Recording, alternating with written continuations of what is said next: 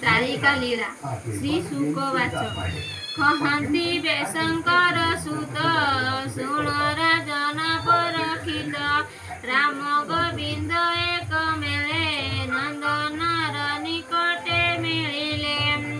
कर अंजिल देई सिरे नामंती जशोदा पयरे नंदन चरणे पणिमि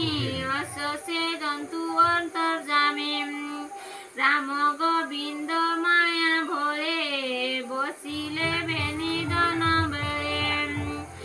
बेनी पुत्र को बेले जाकी छे बुझिले बेनी आकी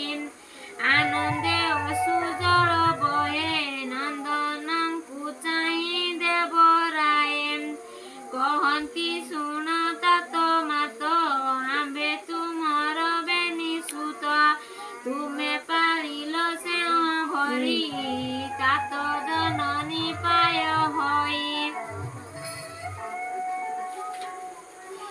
अनाथ बालक कुआणी धर्मे सवस पसंती जेऊ पाणी से धर्म पियर जननी कहती वेद मते मुनि हे तात जाओ गपुर बंधु बांधव ज्ञानी तर